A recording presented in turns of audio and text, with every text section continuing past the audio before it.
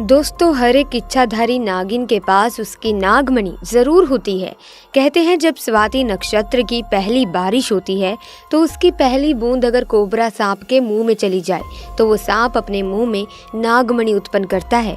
जब एक सांप नागमणि पा लेता है उसमें कई सारी शक्तियां आ जाती हैं, जैसे कि नाग का मनुष्य रूप धारण करना, मनचाही जगह पर पलक झपकते ही पहुंच जाना, अपना आकार कितना भी बड़ा कर देना और कितना भी छोटा हो जाना, ये सभी शक्तियां उसके पास आ जाती हैं।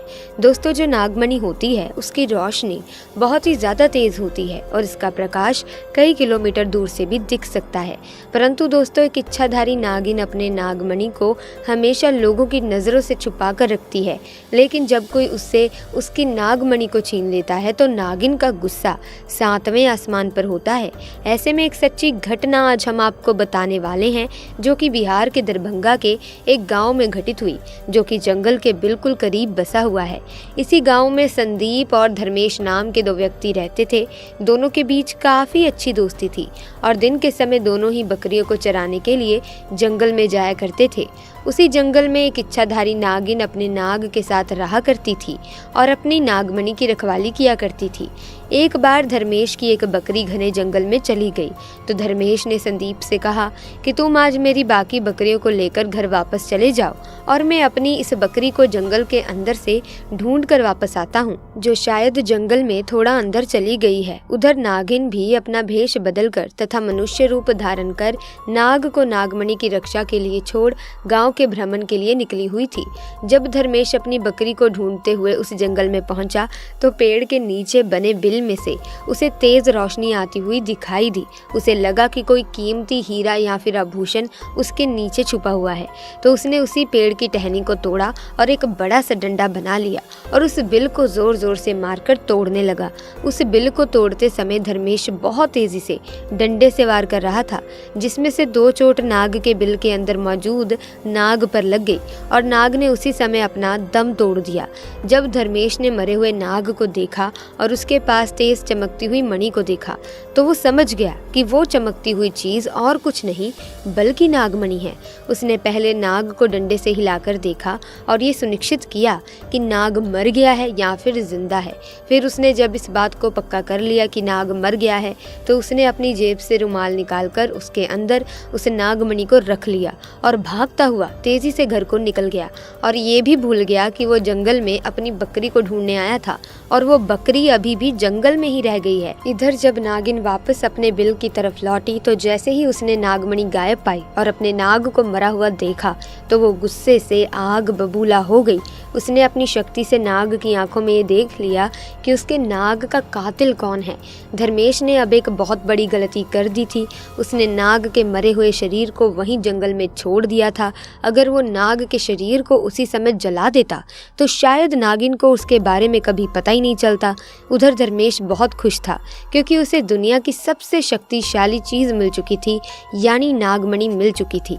धर्मेश जब घर पहुंचा तो सबसे पहले उसने नागमणि अपने हाथ में पकड़ी और ये इच्छा जाहिर की कि जो बकरी जंगल में खो गई है वो मुझे वापस मिल जाए। तो दोस्तों, चमत्कार हुआ। अगले ही पल वो बकरी उसके घर के दरवाजे के बाहर खड़ी थी। धर्मेश ये सब देखकर बहुत खुश हो गया। उसने नागमणि की सहायता से अपने घर को भी बदल दिया और अपने गांव का सबसे अमीर इंसान बन चुका था, और वो भी केवल और केवल नागमणि की मदद से। अपने नाग की हत्या का बदला लेने के लिए नागिन आग बबूला हो उठी, परंतु वो विवश थी क्योंकि धर्मेश के पास उसकी नागमणि जो थी और वो तब तक धर्मेश को नुकसान नहीं पहुंचा सकती थी जब तक उसके पास वो नागमणि मौजूद है। दोस्तों, कहते हैं कि इच्छाधारी नागिन बगैर नागमणि के भी कोई भी रूप धारण कर सकती है। अपनी शक्ति का फायदा उठाकर नागिन ने एक सुंदर कन्या का रूप धारण किया और धर्मेश किसी काम से दूसरे गांव जा रहा था तो उसके बीच रास्ते में बैठ गई और रोने लगी। जब धर्मेश ने देखा कि एक बहुत ही सुंदर स्त्री रो रही है तो वो तुरंत बैलगाड़ी से नीचे उतरा और उस कन्या से पूछने लगा कि आप रो क्यों रही हो। लड़की के भेष में उतरी उस नागिन ने कहा कि मेरा नाम सोनाली है और मैं अपने पति के साथ दूसरे गांव में रहती हूँ, परंतु कल वो एक कन्या के साथ शादी करके आ गया और मुझे धक्के मारकर घर से बाहर निकाल दिया। मैं बेसहारा हूँ, लाचार हूँ। धर्मेश को उस स्त्री पर तरस आ गया और उसकी सुंदरता से धर्मेश बहुत ज़्यादा मोहित भी हुआ और उसे अपने घर ले गया। धीरे धीरे नागिन और धर्मेश के बीच में दोस्ती शुरू हो गई और ये दोस्ती इतनी गहरी होती चली गई कि धर्मेश को पता ही नहीं चला कि कब वो उस स्त्री के प्यार में फंस चुका था। एक दिन धर्मेश और सोनाली यानी वो नागिन दोनों घूमने के लिए गए और एक जगह एकांत पाकर सोनाली ने धर्मेश से पूछा, तुम्हारे गले में ये चमकती हुई चीज़ क्या है? तो धर्मेश ने बोला, अरे कुछ नहीं, एक साधारण सा आभूषण है, मुझे बहुत अच्छा लगता है इसीलिए मैं इसे गले में पहनता हूँ।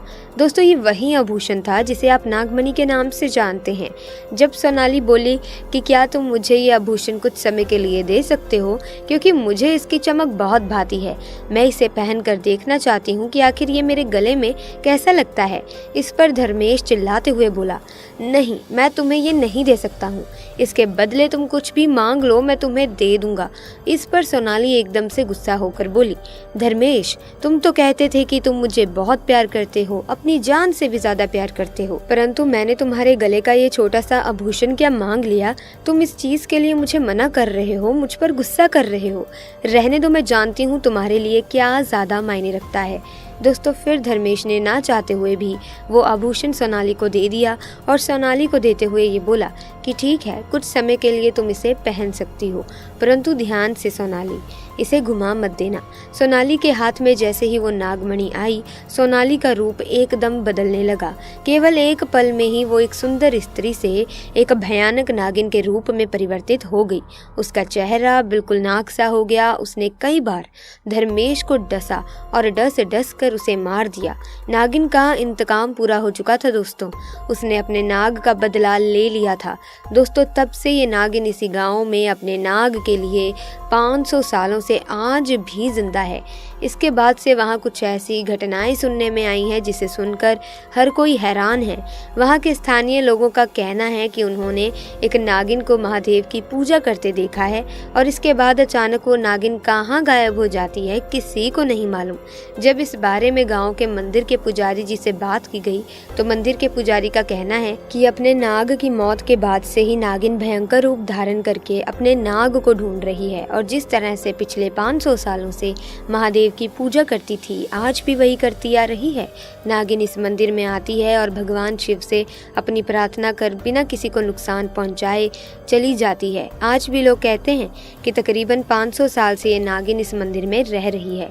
तो दोस्तों कभी भी एक नागिन के नाग को मारना नहीं चाहिए और साथ ही नागिन की नागमणि को तो भूल कर भी छूना नहीं चाहिए, अन्यथा वो नागिन 7 जन्मों तक उस व्यक्ति का पीछा नहीं छोड़ती। आपको ये घटना कैसी लगी? अगर आपको ये घटना अच्छी लगी तो महादेव के भक्त कमेंट सेक्शन में पूरी श्रद्धा से लिखना ना भूलें, हर हर महादेव, ताकि भगवान शिव की कृपा आप पर और आपके परिवार पर सदैव बनी रहे। साथ ही दोस्तों वीडियो को लाइक और शेयर करना ना भूलें। चैनल को अगर आपने अभी तक सब्सक्राइब नहीं किया है तो जल्दी से सब्सक्राइब करके बेल आइकन को प्रेस कर दें। तो दोस्तों आपका बहुत बहुत धन्यवाद।